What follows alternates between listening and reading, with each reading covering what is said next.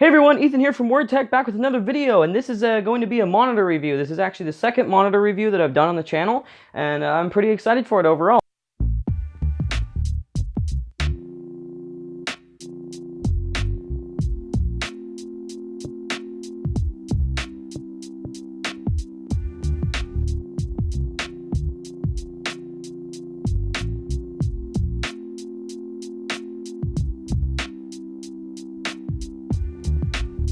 So this here would be the AOC i2267Fw. I hate model numbers, but you know what? That's what it is. I hate the names of monitors. I wish they could have come up with something better. But anyway, yeah, i2267Fw. Capital F, lowercase w, because, you know, why not, I guess, right? Anyway, it's an IPS monitor, 1080p. Overall, a pretty basic monitor. You can get it for around $100 on Amazon. Of course, the price is always fluctuating. I paid $104.99 US for it when I bought it about, it was 3 weeks ago, I think it was. And, you know, I've been playing with it, testing it ever since. But it's a fairly budget-oriented monitor. Nothing super crazy here. I think, though, that's kind of what a lot of people are looking for, to be honest.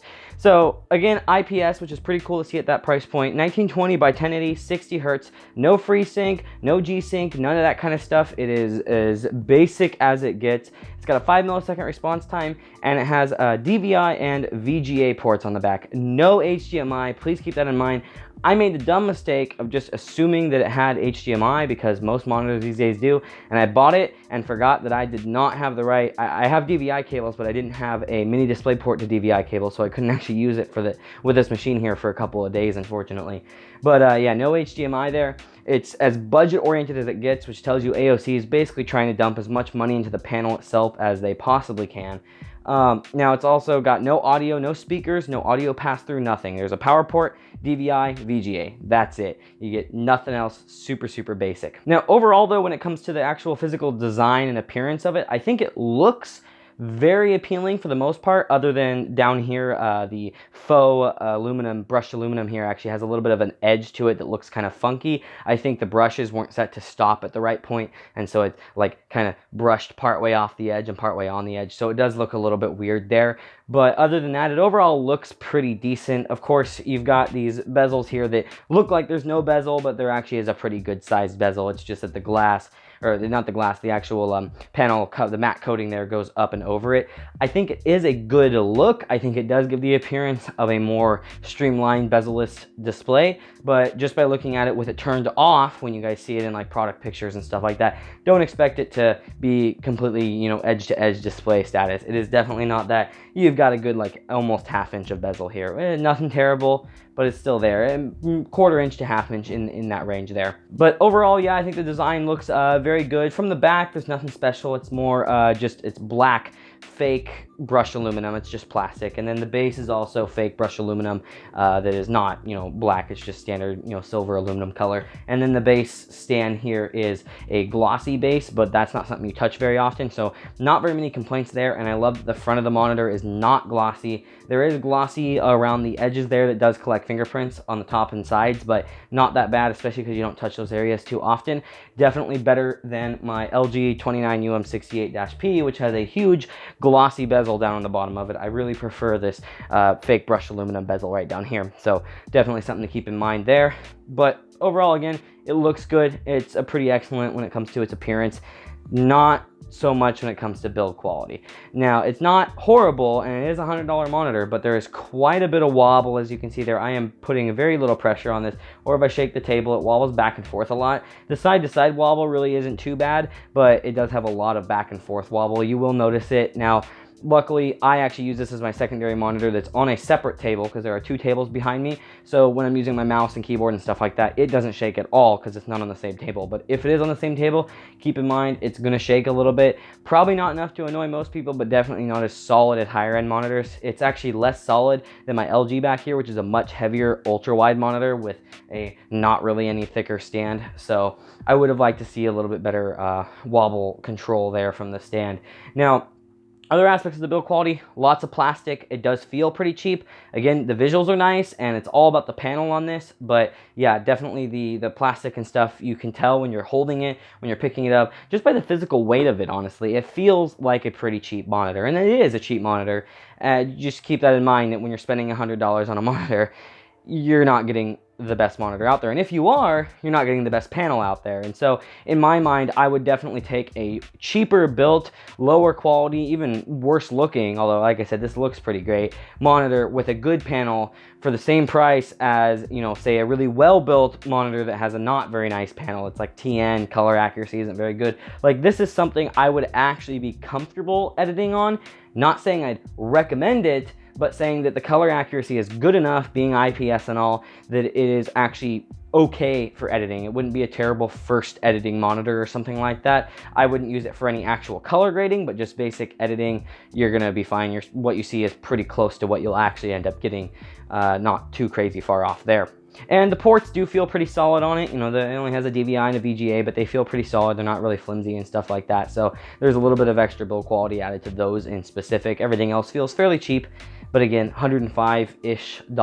So don't expect too much out of the build quality department on this machine. There are also buttons on the back of the monitor, which there is a slight gloss coating on the lower back part of the monitor, and the buttons are right there. So unfortunately, the one place that you're likely to touch does unfortunately have a smudge area there with the glossy plastic, but it's on the back. You're not as likely to see it, and the buttons are pretty easy to feel, and there is a little label on the side here that shows you what buttons are what. It is not a sticker. It's actually printed on there, so that's nice to see too, because sometimes the stickers will peel off if there's a sticker showing it. So that was paid attention to a little bit, but you shouldn't really have to mess with the monitor settings very much on this, especially considering how basic it is. There's not going to be any overclocking or anything like that. So definitely just keep that in mind, that yeah, you're going to get some smudges on the back of the monitor, which generally isn't a big deal. If you are, however, in a place where you're going to have the back of the monitor very visible, I'd probably recommend setting up your settings once and cleaning it off as best as you can. Then just leave it, but it will show dust fairly bad on that glossy portion. But a good like 70-ish% of the back of the monitor is that fake brushed aluminum. It's just plastic, so it's not gonna show dust and fingerprints and stuff like that anywhere near as bad as the glossy. So really pretty good points there for using mostly matte materials on this monitor. Now, when it comes to the actual performance of this monitor, it's pretty good overall. I haven't really seen any major backlight bleed or anything like that on it so far, which is somewhat surprising at this price range, but your mileage may vary. Who knows? You know, I may have gotten lucky and gotten one that doesn't have too much backlight bleed.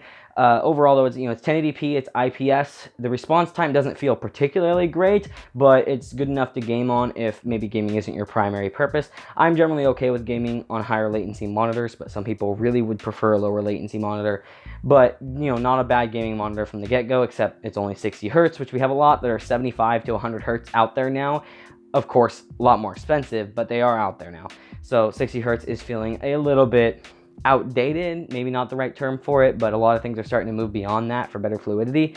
So I'd like to see at least 75 hertz with FreeSync, but that'd probably tack, $20 or so onto the price tag of this. Even though FreeSync costs very little, they'd have to put in a slightly better panel that can hit that 75 hertz mark, and they have to do some other stuff that they have to add in for the FreeSync support. So this would be a more expensive monitor if it had FreeSync on it.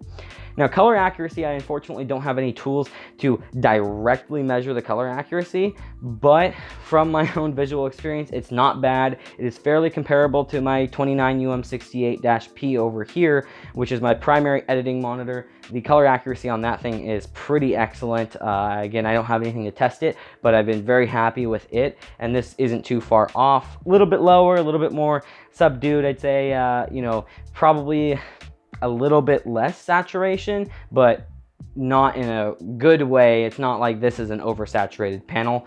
Contrast is good, not great, but definitely passable. So again, this is definitely a budget monitor, and you do notice it, but you don't really notice it unless you're doing side-by-side comparisons. You're more likely to notice it, only when you're looking next to a much better panel. If you're using it on your own and this is like your only monitor, or you have like some crappy TN or something like that, the colors on this are going to look so much better than you would see on a TN. So I guess that makes it a conclusion time, huh? So overall, I'm actually really happy with this monitor. I think for the $105 subscribed that I paid for it. I'm really just grateful. I think it's a really awesome monitor. IPS is super key to me because I do a lot of editing, and even though I'm not using this for my color grading work, it is definitely something that I want to be fairly color accurate when I'm viewing work on the side and stuff like that, when I'm viewing my videos, when I'm doing cuts and stuff like that. And so I think it passes and checks all the marks for me, pretty much checks all the boxes. A few things to watch out for is there is some glossy plastic on the bottom, about 30% of the monitor on the back, as well as the edges here, so a little bit of glossy plastic. But overall, I think they chose pretty good build materials,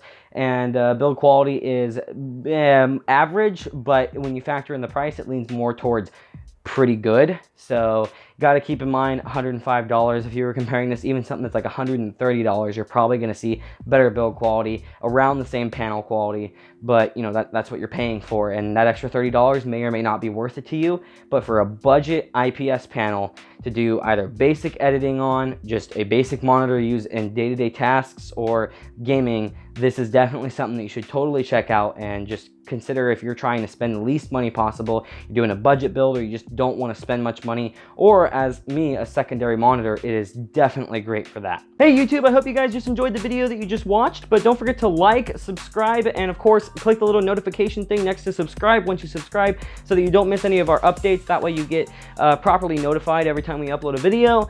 Feel free to leave a comment, as well as check out any of our stuff in the description there. We've got social media links, we've got links to the website, as well as our forums. Feel free to post whatever you like in the forums. And of course, our Patreon page is also down there if you guys are interested in supporting the channel directly with a monthly contribution. The Patreon page is a great place to do that. It's just a small monthly payment, $1, $3, $10,000, whatever you feel like doing. Definitely just pulls it out monthly and gives it to us. Patreon, of course, takes a small cut, but basically that's just a way of supporting the channel directly if you guys like the content that we are producing. And I just want to say thank you everybody for watching, and thank you to all current Patreon subscribers. It's definitely awesome to have some of you guys on board with that, and we really appreciate it here at WordTech. Hope you all have a wonderful day.